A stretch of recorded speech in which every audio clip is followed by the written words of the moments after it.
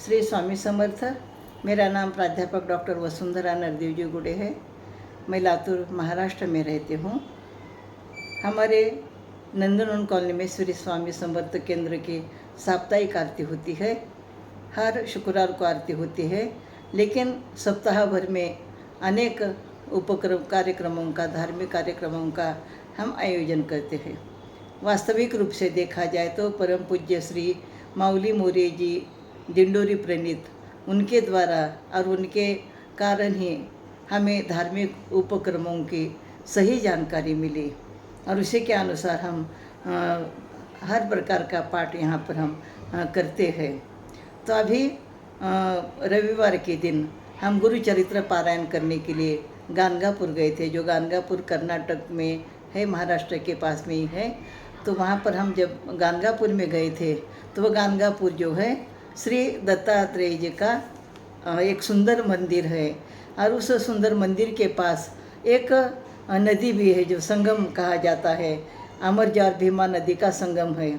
उस संगम में हमने स्नान किया और स्नान करने के बाद फिर हमने दत्तात्रेय जी का दर्शन किया और दर्शन करने के बाद श्री स्वामी समर्थ केंद्र के तरफ से वहाँ पर गानगापुर में एक सुंदर भव्य दिव्य ऐसा केंद्र है जो माऊली मोरे जी ने वहाँ पर बनाया है और उस केंद्र में हम पारायण करने के लिए गए। वैसे देखा जाए तो गुरु चरित्र का पारायण करना ये बड़ी कठिन समस्या लगती है हर एक को, लेकिन पुराने ज़माने में, प्राचीन काल में महिलाएं गुरु चरित्र का पारायण नहीं कर सकते ऐसा कहा जाता था।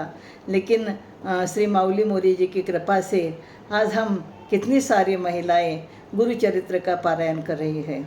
तो गुरु चरित्र का पारायण क्यों करना है, कैसे करना है, इसके बारे में पूरी जानकारी हमें स्वामी समर्थ केंद्र की तरफ से हमें मिलती है। और वो पारायण भी दो प्रकार के होते हैं। पहला पारायण जो होता है कि जैसे हम सिर्फ पढ़ते हैं, पारायण करते हैं, जो 53 अध्याय है उसका पठन करते हैं। और दूसरा प्रकार जो है हवनयुक्त पारायण, या यहाँ पर यज्ञ होम हवन के द्वारा भी आहुति डाल करके हर सेवकरी वहाँ पर पारायण करते हैं।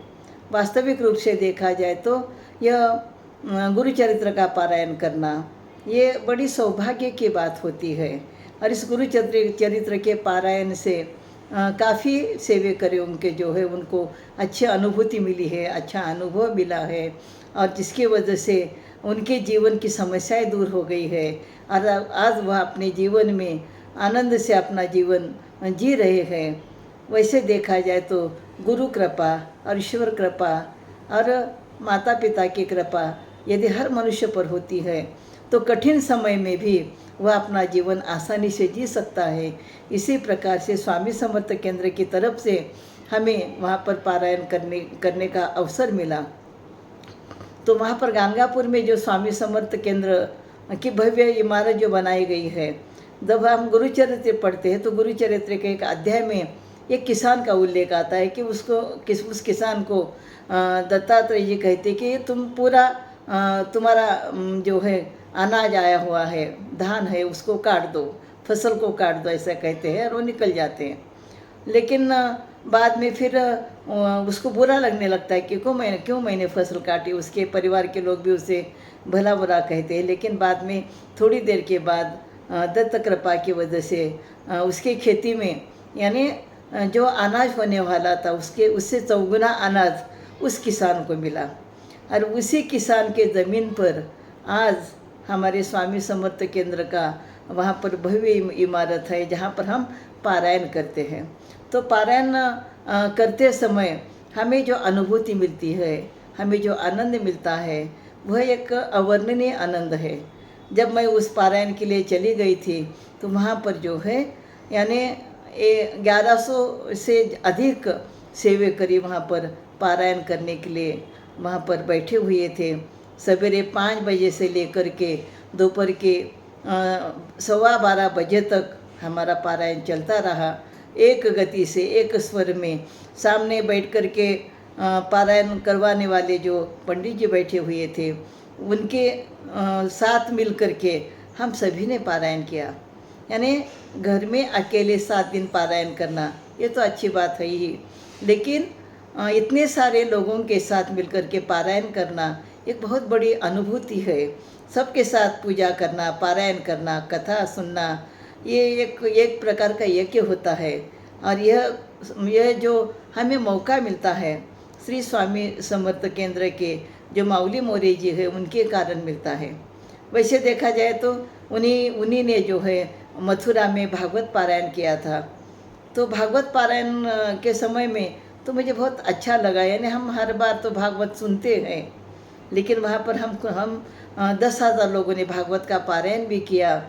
और आखिरी 2 दिन में जो है 5,000 लोग आए, यानी 15,000 लोगों का उसमें सहभाग था, जो पारायण बड़ी अच्छी तरह से हुआ है।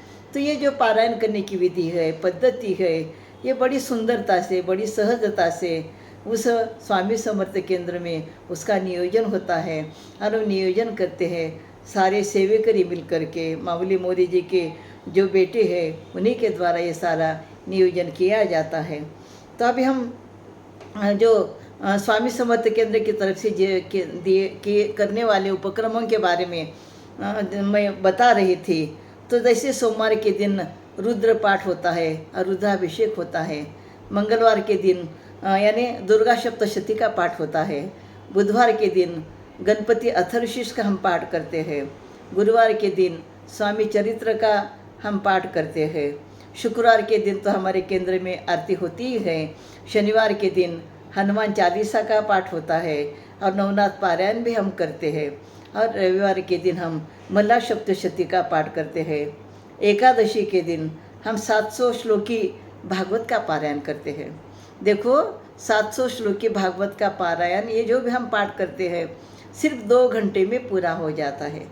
तो यानी जैसे हम कोई पाठ या कोई कविता जिसका सार हम सुनते हैं ना, उसी प्रकार से जो है माऊली मोरे जी ने ये हमें सारे साधकों के लिए बहुत अच्छी सुविधा बना करके दी है। जैसे हमें जैसे दुर्गा सप्तशती दुर्गा पाठ पढ़ना है, दुर्गा का ग्रंथ पढ़ना है, तो कई दिन कई महीने लगते हैं, लेकिन हम जो है 2 घंटे में दुर्गा सप्तशती का पाठ करते हैं, नवनाथ का पाठ करते हैं, हनुमान चालीसा का, ये सारी जो बातें हैं।